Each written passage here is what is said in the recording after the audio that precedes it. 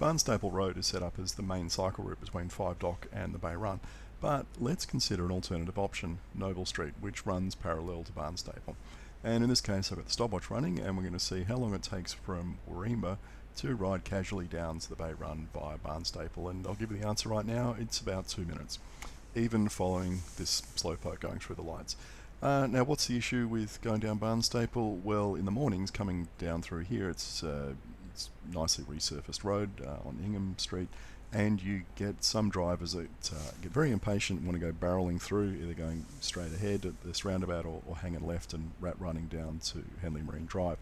And I've seen one driver go the wrong way around this roundabout to get around me, and another one has squeezed in about now and pushed me into the gutter. It's pretty unpleasant. There's no speed limitations or engineering done on Ingham to slow traffic down, so it's pretty nasty.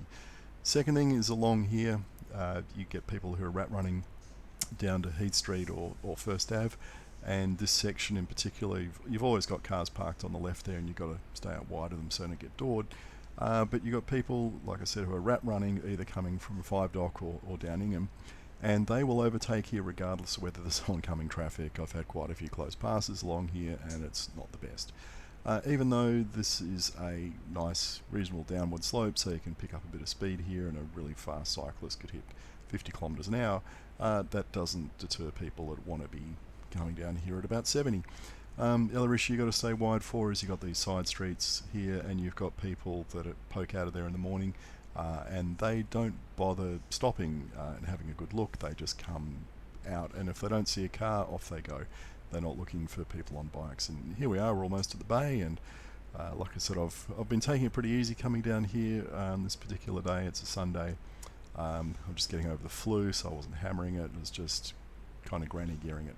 But there you go, it's 2 minutes. Not long at all, is it? Now there's obviously quite a few cars parked here on a Sunday because there's sport going on Neild Park there on our left.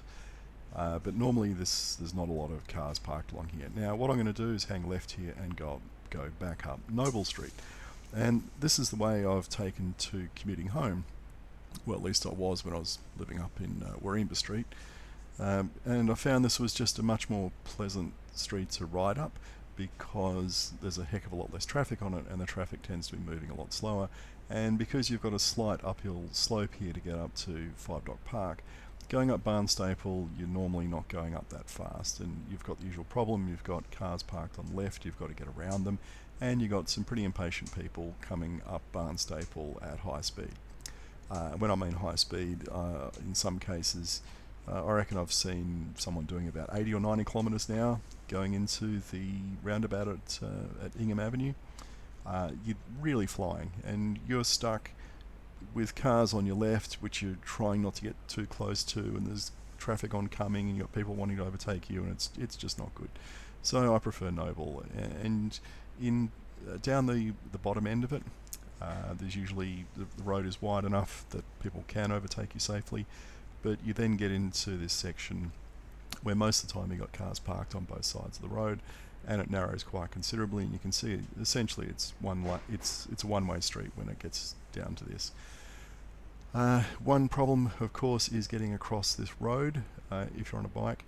Doing it with kids is quite tough because you've got a fair bit of traffic in both directions. Not the easiest.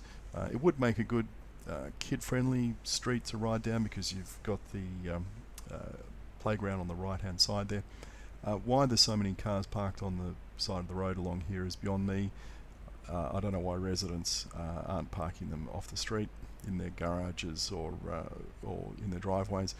Although, having seen some people with their garage doors open where they're full of boxes, or they've turned it into a workshop, or they've turned it into a gym, I can understand why they're parking on the street instead. But you can see a lot of houses along here have actually got 2-car garages and probably have no cars in them, which, the one objection I guess you would get to turning this into a bike route would be from people complaining about a loss of parking. Well, I contend that there is probably more than enough off-street parking in these houses.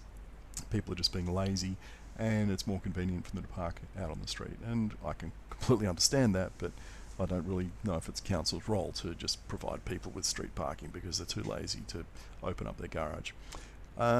Now here we have someone actually pulled out of their driveway when I went past and came up behind, and you can see they can't get past because of all the parked cars. Now, where am I going to go from here? Well, if I was heading towards 5 Dock, I guess you go up into the park, and this is where the paths in the park are actually a bit too narrow for dual traffic. They really are set up for people walking along here with their dogs, etc. It's not a good place to commute through.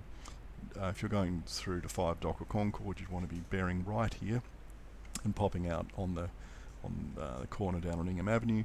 But the way the paths are laid out, it's not laid out in a sensible way for commuting, which is a bit odd. It's so bike unfriendly because how are you supposed to get down there? Yeah, the stairs. There's no ramp. How are you supposed to get out on the road here?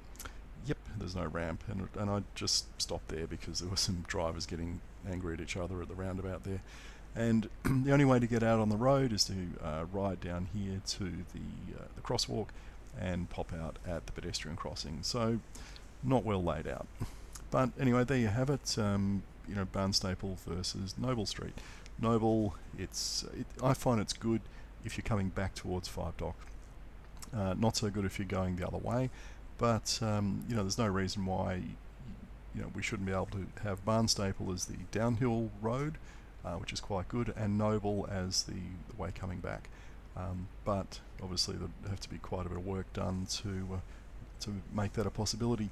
That said, if I'm going down to the bay with the kids, I'll go up and down Noble Street because it's just a much better place to ride if you're with kids. Commuters, yeah, they'd probably stick with Barnstaple, but you've got to remember that the cycling population is made up of multiple groups of people, different ages, different abilities, different risk profiles, and therefore different preferences for the type of street they'd want to ride on.